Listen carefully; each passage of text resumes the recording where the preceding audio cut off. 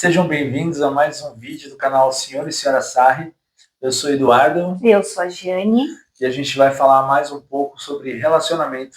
Deixa eu começar por que algumas pessoas cobram tanto carinho, atenção e demonstrações de amor?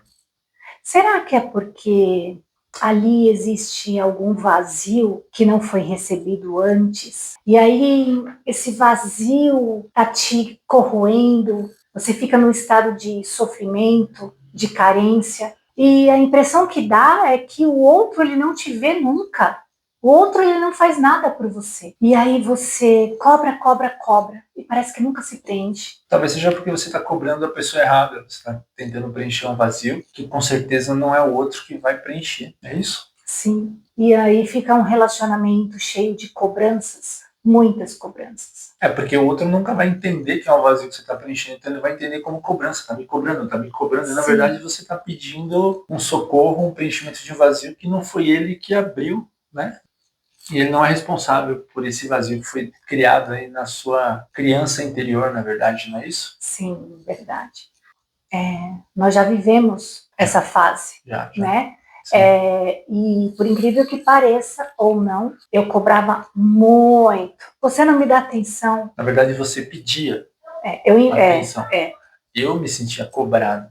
Sim, muito cobrado. Sim. E aí, eu não conseguia enxergar, né? Não conseguia entender. Sim. Porque às vezes, e muitas vezes também, eu acabava me defendendo de uma cobrança que eu não sabia o motivo. Na verdade, você recebia como cobrança, certo? Sim. Mas eu estava ali pedindo amor, atenção, carinho. Eu estava cobrando disponibilidade. Sim, talvez também de uma forma que eu entregava, mas não era a forma que você queria receber. Sim, sim. Porque a minha forma talvez seja diferente do que você esperava, sim. né? O que acontece, essa palavra disponibilidade, ela é muito importante, tá? Sim. Porque assim, o quanto você está disponível para o seu cônjuge, para o seu núcleo familiar. Porque muitas vezes nós estamos juntos, mas não disponíveis. Ainda mais agora com questões de redes sociais, telas. Sim, é verdade. Né? Algumas pequenas renúncias aí no tempo, no decorrer do dia, que fazem toda a diferença. Sim. E muitas vezes eu falava assim, poxa, você não tem diálogo comigo, você não conversa comigo, você não olha para mim, você não entende o que eu falo. A gente não vai entrar no ponto da comunicação, porque não é o tema de hoje, mas muitas vezes a pessoa, ela quer ser olhada, ela quer receber aquele carinho, aquela disponibilidade do outro, porque muitas vezes o outro está do seu lado, mas não disponível. Essa é a atenção, né? É a atenção que a gente pode dar.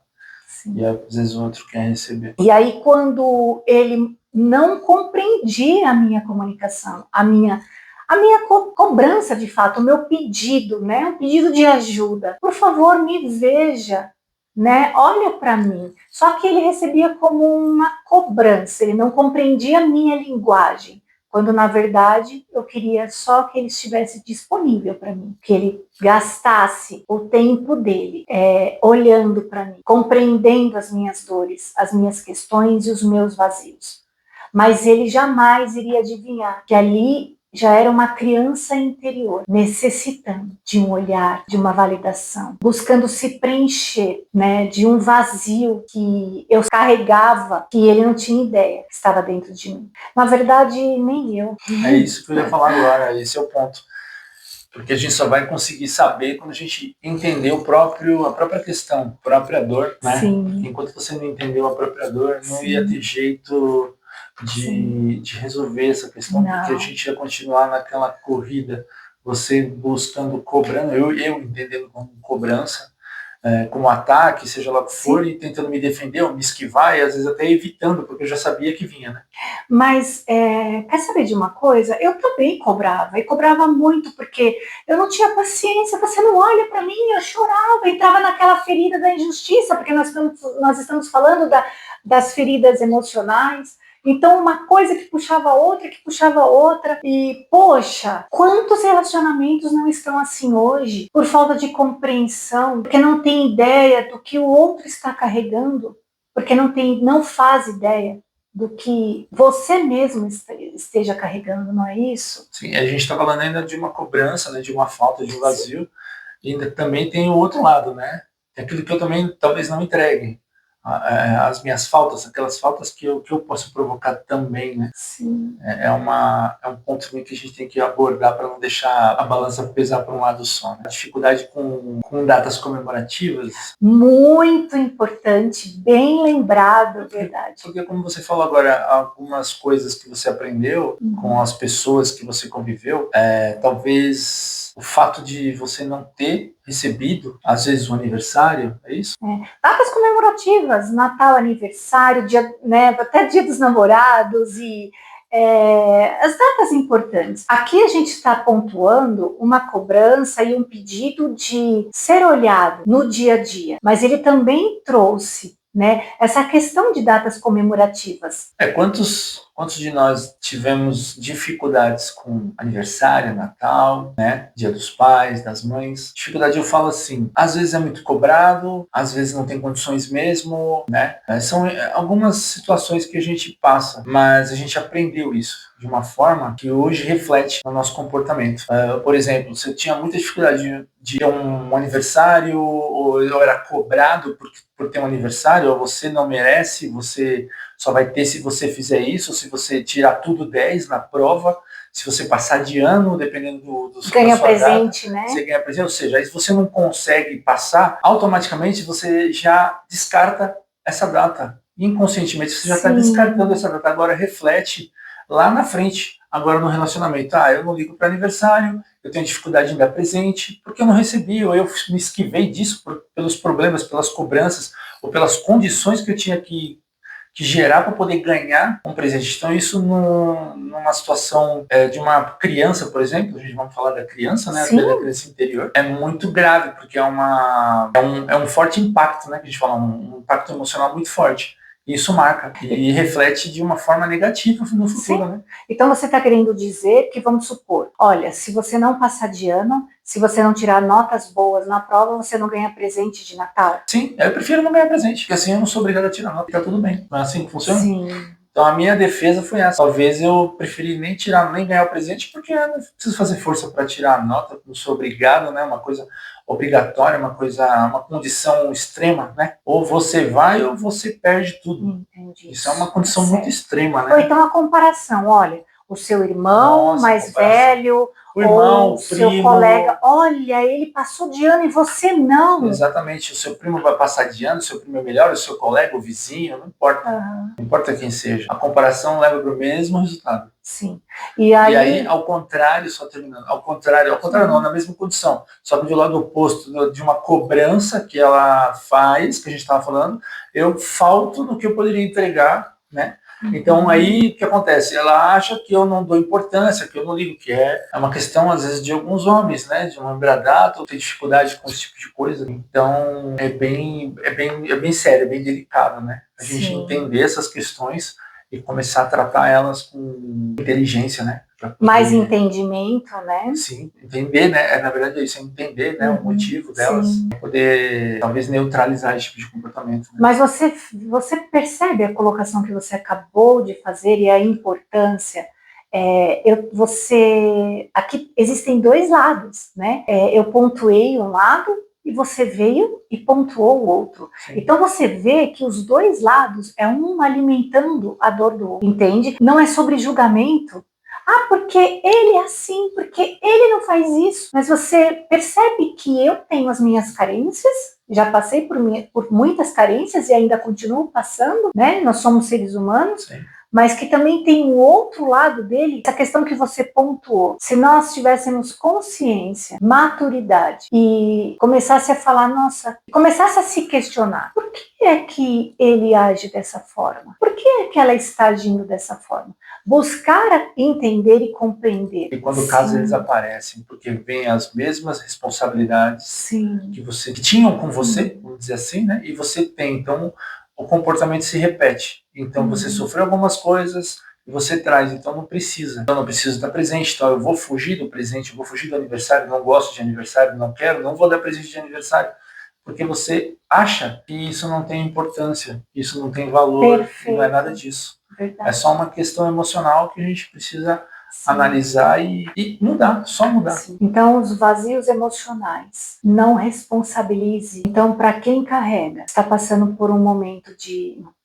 Então, para você que passa por esse processo de vazio emocional, eu sei que é muito difícil, mas não responsabilize o seu cônjuge pelo seu vazio. Ele não tem a responsabilidade de preencher as suas carências. Talvez é chegada a hora de você buscar ajuda e também pedir ajuda para ele. Ele não é responsável, ele é seu parceiro e seu companheiro. Não é isso? É isso aí. Só lembrando que esse exemplo que a gente deu pode ser o oposto também, né? Sim, sim. Ela pode ter as mesmas questões de datas, de relacionamento, como eu posso ter aquela ferida da criança que também foi exposta a algumas situações e ela sofre da mesma dependência. Então, não quer dizer que é só para mim, que sou mulher, não é só para o sexo feminino ou só... Masculino. Não, isso é relativo, muito não é relativo. Regra, isso aí é relativo ao que a gente tem de experiência na vida lá atrás, quando era criança. Então é bem relativo. Não é regra nenhuma, realmente não é regra. Mas que ninguém é responsável para preencher os seus próprios vazios ou curar as suas feridas, não é isso? Ninguém é responsável pelos seus vazios. Então, aproveitando também, vamos falar da comparação. Já que nós falamos aqui, a gente deu uma pincelada no outro vídeo sobre comparação, né? E dentro do casamento também existe essa questão de comparação. Como? Por que é que você... quando eu comparo o meu marido, por que você dá mais atenção para os de fora do que para mim? E já aproveitando, vamos falar da comparação, né? Sim. E quais são essas comparações? Alguns tipos de comparações que podem ter vindo lá de trás, mas podem ser mais recentes também. Sim. Que aí ela acumula e ela aflora aquela que você já tem guardada. Vem alimentando, né? Isso. Por quê? O tema anterior foi cobranças, né? Por conta de um vazio, mas dando continuidade, quantas pessoas, quantas mulheres, quantos maridos não compara? Eu acredito que um pouco mais as mulheres. Eu te digo isso porque, como terapeuta familiar, né, conjugal, eu também escuto isso um pouco. Mas ele dá mais atenção para os amigos, ele dá mais atenção, né, para a turma do trabalho, para a família, do que para mim. Porque a mulher é um pouco mais emocional. Não quer dizer que o homem também não carregue, tá, gente? E um outro ponto também seria a comparação, né? Dando continuidade E outro ponto também seria a comparação, dando continuidade à cobrança. Mas por que a comparação? O que tem a ver cobrança com a comparação? Porque aí vem também a comparação, mas por que você dá mais atenção para os seus amigos do que para mim? Por que você dá mais atenção para o pessoal do trabalho, para a sua família, do que para mim? Então você percebe que continua o meu vazio e continua ali a cobrança. Mas comparando, fazendo essa comparação do cônjuge com outra pessoa. E da onde vem essa comparação? Será que eu já fui muito comparada? Possivelmente, porque quando você compara, você tem uma facilidade, uma familiaridade com esse tipo de comportamento. Então você foi comparado, com certeza. Sofreu comparação, o seu irmão, sua irmã, seu primo, seu vizinho, seu colega da escola é diferente, é melhor. Ele passou de ano, você não passou, ele estuda mais, você não estuda.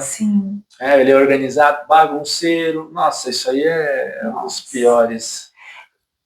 Ou quando a pessoa escuta, nossa, ele é terrível. Sim. E aí vai falar, nossa, Gênio, mas o que tem a ver essa comparação com a minha infância?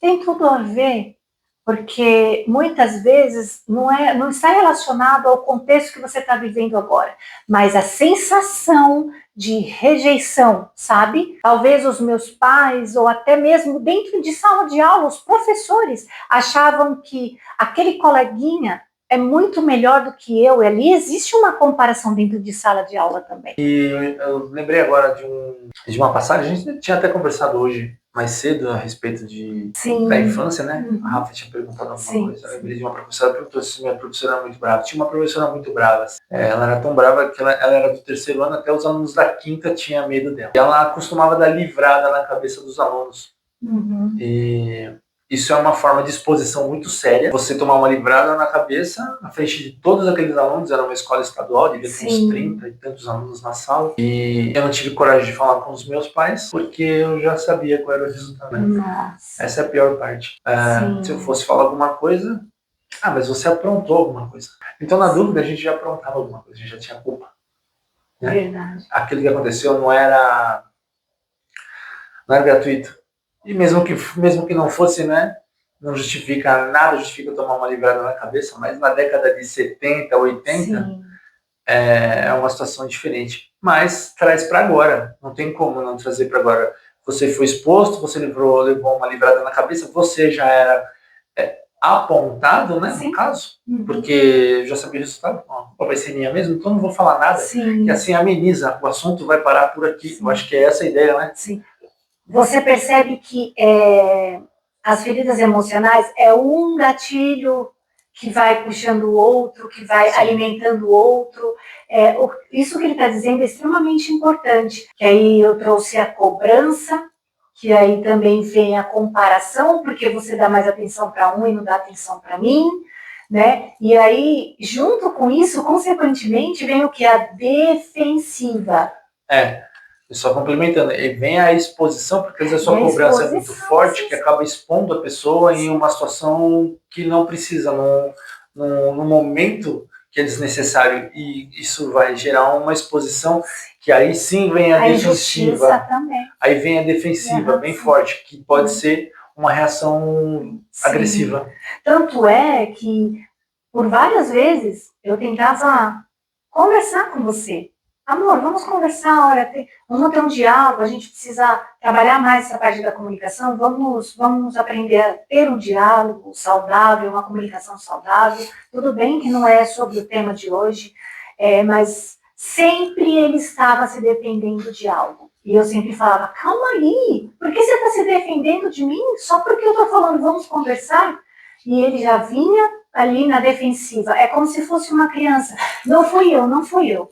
Não é isso? É isso mesmo. Porque às vezes a gente já está, entre aspas, sendo posicionado naquele ambiente onde é melhor se defender. Sim. Você já se defende, já sabe que vai ser culpado, já sabe que vão colocar a responsabilidade toda nas suas costas e vão te cobrar por isso. E para evitar, a gente se defende. Sim. Tanto é que você até comentou, né, quase agora. Não é só sobre infância, mas também é sobre o decorrer da nossa vida, né? Sim. Sobre traumas ou sobre dores. Mas deixa eu colocar uma observação também.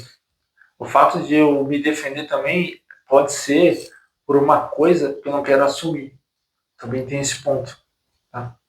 A gente também pode ser por isso. Porque às vezes a pessoa não está bem resolvida, não está com a identidade firmada, então ela foge dos assuntos. Ela não quer ocultar alguma coisa. Ela não encara as suas próprias questões, né? Quando às vezes é colocada em questão.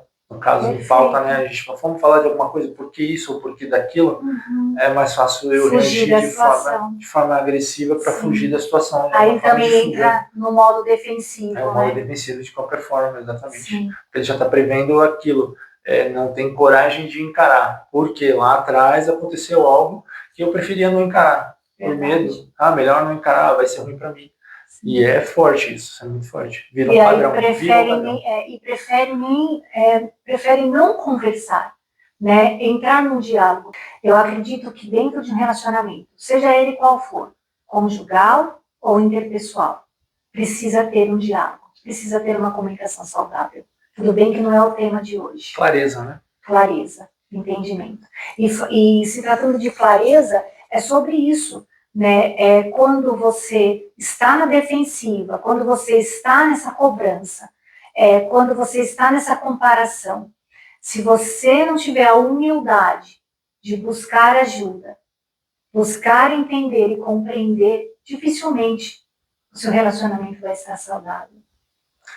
É um ponto bem importante, humildade, para poder aceitar o que está acontecendo e buscar ajuda de alguma forma.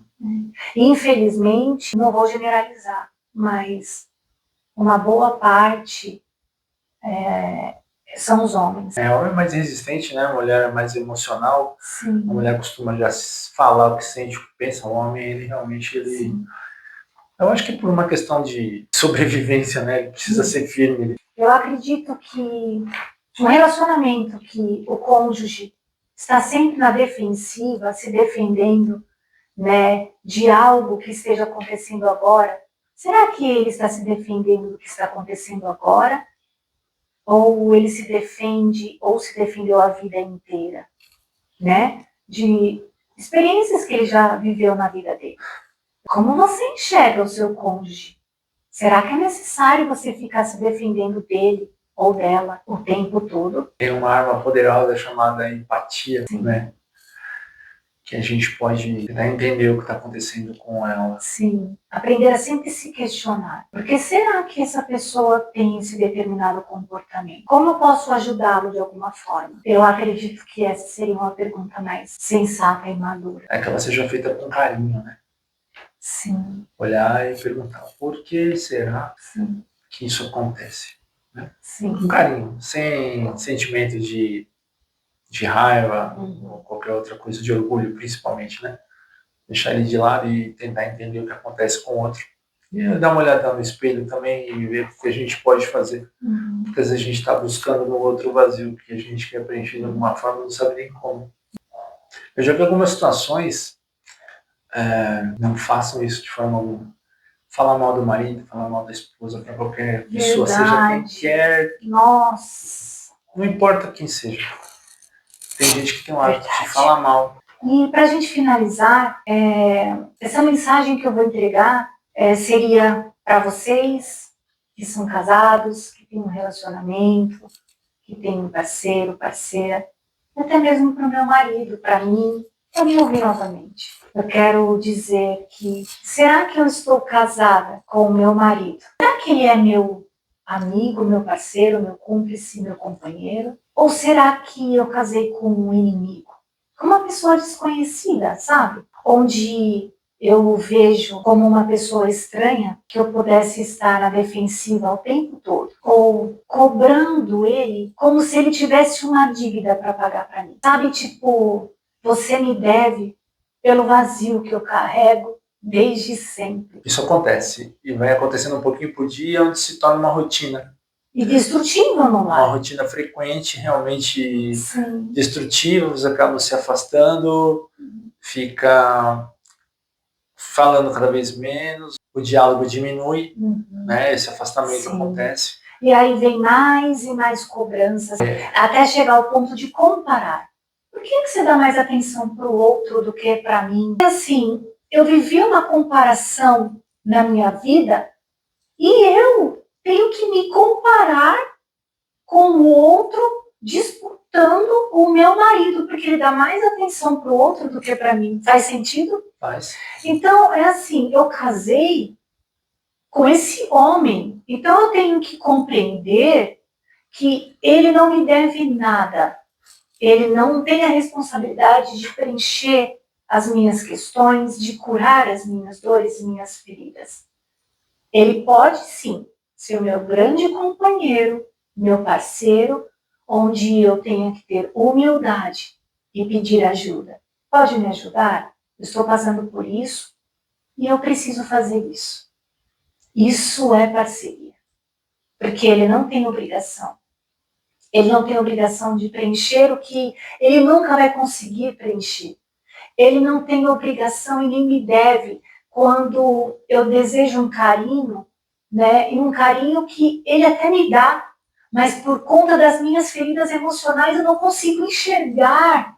Será que você consegue enxergar o quanto o seu cônjuge já fez por você e você não consegue ver por conta das feridas e dores que você carrega? E aí você cobra para quê? Para você ter essa sensação de injustiça. Ele não me dá, ele não me dá. Será que ele não me dá? Ou será que você não consegue sentir o quanto ele te olha? Então, de verdade, que tenhamos mais empatia, humildade, deixando de alimentar todo esse orgulho que a gente carrega. Quer um exemplo de como começar a mudar? Como? É só eu voltar para casa e parar de reclamar de tudo que aconteceu durante o meu dia, porque ela não tem responsabilidade sobre o que aconteceu lá fora, e ela não é uma lata de lixo para eu ficar jogando tudo que eu trouxe da rua para cá. Então, se eu conseguir entrar em casa e tratar ela como ela merece, eu tenho certeza que muita coisa vai mudar. E vice-versa. Existem, por causa dessa rotina, que se torna uma rotina nociva, um que chega reclamando e outro que já reclama quando chega.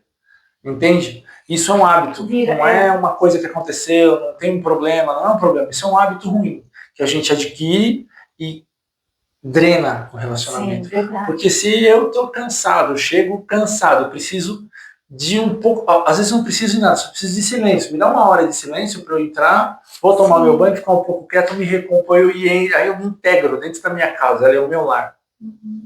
Às vezes o cara não tem esse tempo, já vem com reclamação, aí ele se afasta.